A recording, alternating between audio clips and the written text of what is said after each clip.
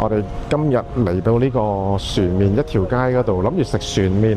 食完麵之後呢，如果個天氣 OK 呢，我哋就會去玩水。咁我哋今次呢，就嚟咗船面一條街排頭位嘅老通麵條啦。咁我記得啱啱開關嘅時候，我哋都有嚟過呢一個船面一條街啦。咁就揀咗另一間，因為呢一間呢非常之多人排隊。咁但係我哋今日嚟到呢，應該大概係11點幾到啦。咁竟然係一個人都冇噶。埋去同個店員講聲之後呢，基本上就已經可以直接入去啦。咁呢一間鋪呢，其實都幾受歡迎嘅。咁種類非常之多啦，一般都係由18匹起嘅。要過嚟呢一間鋪頭非常之簡單啦，其實只需要坐 BTS 去到勝利紀念碑站，喺4號出口嗰度行大概5分鐘度呢，就已經過到嚟船面一條街噶啦。咁由於每一碗船麵嗰個份量其實都好少啦，咁所以我見好多台呢，其實都會叫好多碗嘅。咁我哋自己亦都試咗好多唔同嘅味道，有辣有唔辣啦，每款都有唔同特色嘅。咁我都冇話特別推介邊一款嘅。我覺得既然細細碗嘅話，大家都不妨每樣試下。但係飲品呢，就一向泰式嘅風格啦，都係非常之甜嘅。而我自己咧就幾推介呢一個椰汁班蘭糕喎，我自己覺得幾好味嘅。佢嗰啲班蘭咧有少少鹹鹹地咁樣，我覺得幾得意嘅。而喺咁多款船麵之中咧，我自己就會覺得呢一個釀豆腐麵咧，感覺幾得意嘅。咁佢會有幾嚿嘅炸豆腐啦，又有一塊炸嘅豆皮啦。咁另外有一嚿咧，好似係叉燒嚟嘅。嗰啲紅色醬好似食緊腸粉咁啊！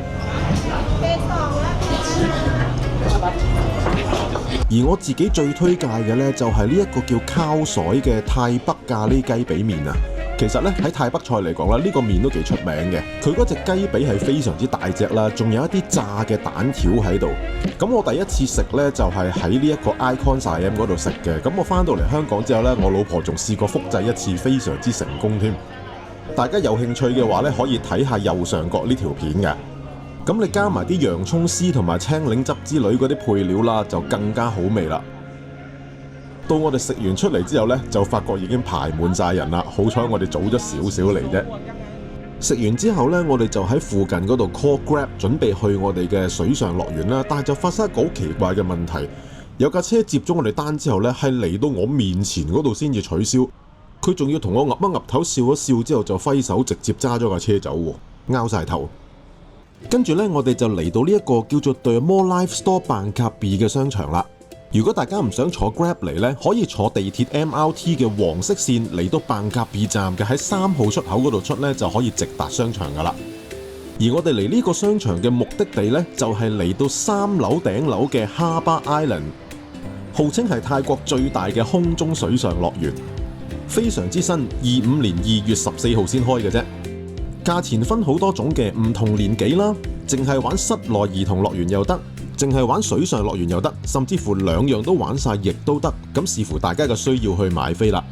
而我哋就買咗670匹水上樂園6個鐘，買完飛之後搭扶手電梯上一層，你哋就會見到佢入口噶啦。沿途呢就會先見到室內遊樂場 Harbourland， 行到去盡頭呢就會有一個入口入去水上樂園噶啦。一入到去呢，我哋就會見到有好多嘅儲物櫃俾大家用啦。咁亦都有一個可以借毛巾嘅地方。咁之後呢，你哋入去更衣室換完衫之後呢，就可以鎖翻去啲 locker 嗰度噶啦。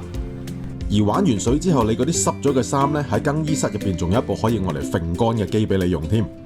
而喺出邊呢，亦都有小朋友嘅泳衣啦，同埋泳鏡之類嘅用品賣嘅。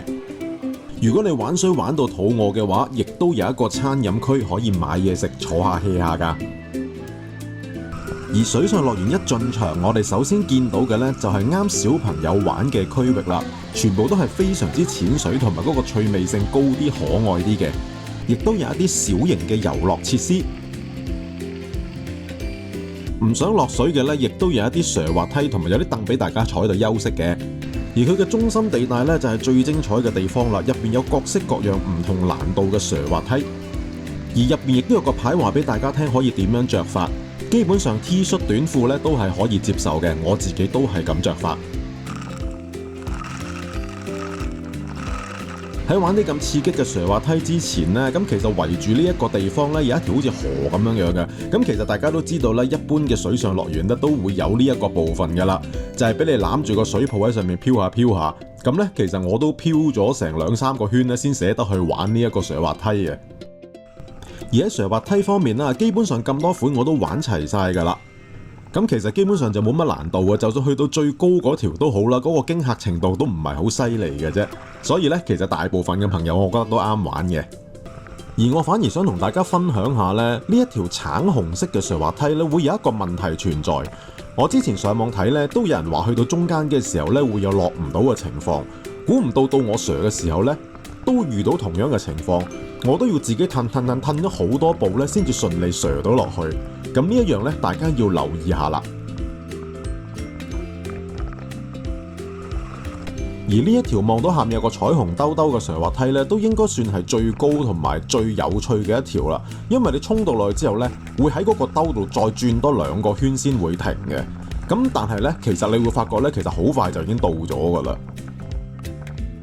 而最後一個設施呢，就同水冇關嘅，咁佢就叫做 Sky Rider。咁你喺最低層嘅時候呢，佢會先同你磅重，然之後呢就幫你綁安全帶，然之後就帶你上2層嗰度呢，就沿住嗰條路軌凌空咁樣圍住個牆兜大半個圈。我自己就冇玩啦，但係呢，聽我老婆講都幾刺激嘅，但係呢，嗰條帶呢就箍到你好唔舒服嘅。雖然我哋嗰張飛係話6個鐘啦，但係其實呢個環境係唔夠你玩6個鐘嘅。好，玩完水呢，我哋就準備去食嘢啦。然之後呢，我哋就坐 Grab 去咗一間遠少少叫做鮮鮮嘅餐廳。大家見到啦，入到去嗰個裝修呢係非常之靚，好有氣氛，令人覺得非常之舒服嘅。而佢主打呢係食一啲比較歐陸式嘅菜式嘅。第一味我哋就簡單啲嚟個炸魷魚圈熱下身先。佢個面炸到好脆啦，跟住入邊嗰個魷魚咧仲係好軟熟，好爽。同埋咧，佢嗰個自家製嗰個塔塔醬咧，亦都非常之好味，唔會話太過酸或者覺得好流咁樣咯。呢個係 A5 和牛塔塔，佢上面嗰個蛋黃咧先係精髓嚟嘅。咁我哋咧就撈勻佢啦。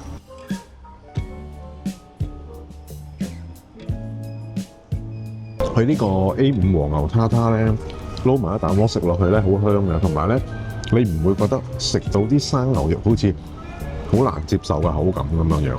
咁就幾鮮味，同埋咧，你會食到少少佢嗰啲橄欖嘅味道，咁加埋呢塊脆片食咧，非常之夾。呢個咧係叉燒青醬意粉，啲青醬料味。佢叉燒啲味咧似我哋香港嘅叉燒喎，但係咧佢有少少似嗰啲東坡肉。係啊係啊。即係有一邊係好似比較肥啲透明，咬落去爽嗰一種，但係幾好味嘅。青醬麵就有少少都係似嗰啲 cream 嗰啲味咁樣咯。咁佢配埋嗰個叉燒嗰啲甜味咧，我覺得 OK 嘅。最後我哋仲有呢一個無花果沙律啊。咁你會見到佢有好多切咗片嘅無花果啦，亦都有一啲嘅火腿。咁另外咧，佢就俾咗一支橄欖油同埋黑醋，我哋自己配呢個沙律嚟食嘅。啲無花果本身就偏甜啦，另外再加埋火腿同埋芝士呢啲比較鹹嘅材料，再加埋最後嗰個黑醋呢，夾埋一齊非常之開胃。跟住飲品呢，我就叫咗呢一個 Pineapple Rich Black， 佢呢一個黑咖啡下面再有少少菠蘿汁，咁就甜甜酸酸咁樣，好好味。食完飯之後呢，我哋就諗住 call Grab 去附近一個夜市啦。咁點知呢，又發生晏晝嗰個情況，就係呢，同樣都係個 Grab 接咗單之後嚟到我哋面前先至取消。最奇怪係佢自己都行咗好遠路程嚟到我哋等佢嗰個位置嘅喎。跟住我哋今次嘅目的地呢，係呢一個叫做 Safe One Go 嘅夜市啊。而佢嘅位置呢，本身就係喺呢個曼谷嘅朗曼機場附近嘅啫。如果唔係坐 Grab 嘅話呢，大家可以坐 BTS 嘅 Sukhumvit 線去到 N23呢個站，個站名我唔識讀，大家睇下字幕呢一個名就知啦。咁佢本身嘅營業時間呢，大概係晏晝4點到夜晚12點啦。咁亦都個別嘅鋪頭可能會有少少唔同嘅。咁我相信中意嚟曼谷嘅朋友都會知道啦，其實夜市呢，大多數都係咁樣嘅形式㗎啦，都係賣下好多當地嘅小食啊，可能有少少衫賣下咁樣啦。咁而呢一個嘅夜市呢，本身呢就本地人比較多，我喺當時現場呢係比較少見到有遊客嘅。而我哋兩個呢亦都買咗好幾樣小食嘅。而呢杯龍眼冰呢，我係非常之推薦嘅，佢又夠凍啦，亦都非常之好味，所以呢，喺一個夜市熱辣辣嘅時候呢，係非常之解渴。但相反呢一個紫薯波波呢，我就唔係咁推薦，因為點解呢？食落去好大陣油益味，我幾唔中意嘅。其實嚟得夜市食嘢，點可以少得我最中意嘅芒果糯米飯？最後呢，就買埋抽提子，有一份水果，心理上會健康好多嘅。佢另外有一個類似酒吧區嘅地方啦，你坐低之後呢，佢會有人問你要唔要啤酒嘅，咁我哋一人叫咗一支之後，就可以坐喺度慢慢食你頭先買嘅嘢食啦。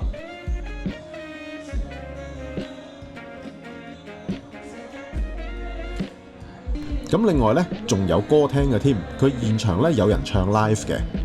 咁由於較早時候落過雨啦，所以佢哋呢先至入咗嚟呢個有瓦遮頭嘅地方唱歌嘅啫。咁到後尾工作人員整頓翻室外嗰個地方之後呢，佢哋就出翻室外繼續唱啦。而由於我哋係正正對住佢哋嘅第一台，咁個歌手落嚟嘅時候呢，同我哋傾偈，知道我哋係香港人之後呢，喺室外嗰度仲唱咗首流星雨俾我哋聽添。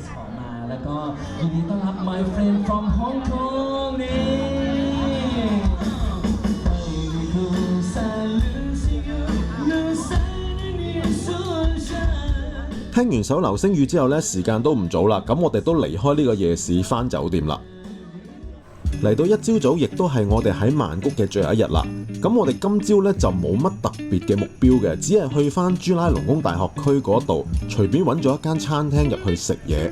而呢間餐廳應該相對係比較地道嘅，因為我哋入到去嘅時候呢，其實都好多好似係在地返工嘅人士啦，同埋有學生喺度食緊飯嘅。之後呢，我哋就喺隔離嗰間 NG Pastry and Tea 嘅鋪頭嗰度呢，買咗少少嘢食返香港。咁佢有好多自家製嘅糕點啦，同埋一啲唔同味道嘅餅乾仔。佢有少少似一啲烘咗嘅麵包，不過係非常非常之微型嘅。咁有芝士味、榴蓮味、班蘭味之類啦。咁但係個人嚟講呢，其實就覺得唔係太好食嘅啫。然之後我哋就去咗一間叫做 White Flower Cafe。